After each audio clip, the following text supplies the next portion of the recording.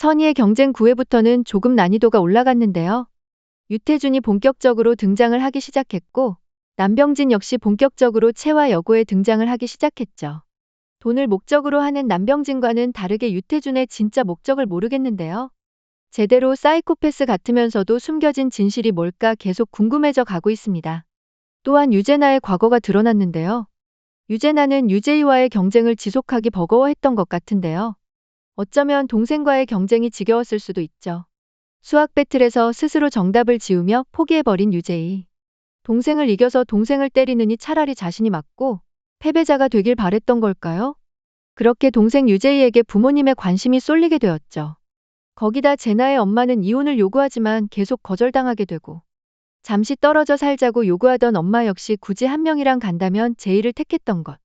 유태준 역시 병원을 이어받아야 할 사람으로 제이로 선택을 했고 결국 두 사람은 제이를 두고 쟁탈전을 해버린 것입니다. 결국엔 동생에게 완전히 밀려나 버린 꼴이 되어버렸는데요. 단지 싸움이 싫어 벗어나려던 것 같은데 부모 모두에게 버림받는 꼴이라니. 버려지지 않기 위해 동생을 챙기기 나서지만 크면 클수록 의미가 점점 없어졌죠. 바로 제이가 크면서 더 이상 언니의 도움이 필요 없는 아이가 되어버린 것. 결국 다른 방법을 선택한 제나. 바로 동정심을 유발해 부모가 자신을 버리지 못하도록 하는 것인데요. 바로 불치병에 걸려버리는 것. 쓰러진 제나는 기면증 진단을 받으며 아빠의 관심을 받게 되지만 이 또한 아빠의 동정심만 유발하진 않았습니다. 기면증이라는 병 때문에 성적이 뒤처졌다는 사실을 이제야 알았다며 뒷바라지를 약속하면서 또다시 공부 압박을 시작하는 유태준. 관심만 받고 싶던 여고생 제나는 결국 관심과 압박 모두를 받게 된 셈입니다. 다시 시작된 유태준의 압박에 약을 먹고 시험 문제지를 훔치려던 제나. 그때 숙직을 하던 우슬기의 아빠 우도혁이 등장했는데요. 제나에게는 좋은 선생님이던 우도혁. 성적과 입시에 미쳐있던 제나를 늘 챙겨주던 선생님으로 아빠 유태준으로부터 받고 있는 스트레스를 잘 알고 있기에 그대로 시험지 유출 사건을 신고할 수 없었는데요. 그 순간 무릎을 꿇고 눈물을 흘리며 부탁하는 유재나. 아빠가 알아선 안 된다는 생각에 어떤 짓이든 해 상황을 무마시키려고 했는데 결국 우도혁에게 입을 맞추고 유혹까지 해버린 것. 우도혁은 스킨십을 거부하는 과정에서 제나의 스마트워치를 터치하게 되었고 제나의 휴대폰에 동영상이 그대로 촬영되고 말았던 것입니다. 여기서 진짜 다행인 게 우도혁이 정말 나쁜 인간이었다면 와 진짜 슬기 어쩌지 싶었는데요. 그나저나 슬기 집안이 아주 유재희 집안 때문에 피가 말리네요. 그런데 더 소름 돋는 장면이 등장하는데요. 바로 우도혁이 제나에게 스킨십을 당하는 인쇄실에 유태준이 서 있던 것. 그것도 놀란 표정도 아닌 미소를 띠면서 말이죠. 유태준에 의해 철저히 연출된 장면일까요? 자신이 원하는 대로 한국대를 보내기 위한 준비 과정이 어떤 걸까 의심까지 하게 되더라고요. 거기다 김범수가 휘두른 칼에 슬기가 다치게 되었는데요. 그는 기다렸다는 듯 슬기를 자신의 병원으로 데려가 봉합 수술을 해줍니다. 수술실에 제이가 들어와 마치 슬기가 실험체인 것처럼 수술을 돕는 장면까지 나와서 충격적이었는데요. 철저히 자신의 딸에게 이 병원을 물려주기 위해 실험체가 필요했던 걸까요? 아니면 언니인 제나가 도혁을 죽인 건 아빠라고 말한 것이 신경 쓰여 슬기를 죽이지 못하게 지키기 위해 들어간 것일까요? 유태준의 이상한 점은 너무도 많았는데요.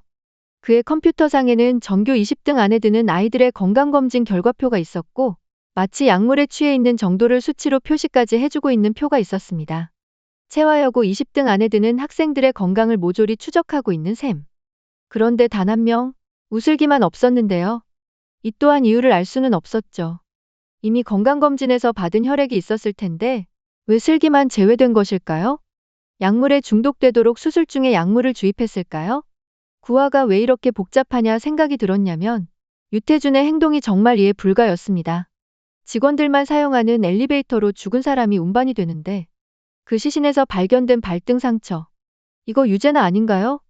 설마 사라졌던 제나가 등장하면서 자신의 일이 밝혀질까봐 딸을 죽이기라도 했을까요?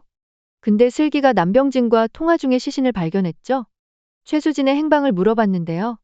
제나가 아니라 최수진이라면 최수진을 굳이 왜 유태준이 약 유통 때문인가? 사실 유태준이 얼마나 사악한 인물인지는 감조차 오지 않고 있는데요. 그가 노리는 것이 돈인지 아니면 실험체인지 실험체가 필요했다면 어떤 것에 필요한 실험체인지도 정말 궁금하네요. 드라마를 보면서 느낀 건 이 학교에서 멀쩡한 건 최경뿐인가 싶었어요. 칼부림이 일어났는데도 학교에서는 은폐하려 하자 진실을 밝히고 싶어 했죠. 심지어 슬기에게 등수까지 밀렸는데 말이에요. 러닝타임이 굉장히 짧아서 큰 기대 없이 보고 있었던 드라마인데요. 그런데 정말 보면 볼수록 30분 조금 넘는 시간을 꽉 채워가는 드라마 같습니다. 그동안 등장하는 인물들의 소개로 빌드업을 했다면 이제는 진짜 숨겨진 미스터리한 사건들이 계속해 풀려나가고 있으니 끊을래야 끊을 수 없는 드라마 선의의 경쟁. 엥? 아직 학생인데?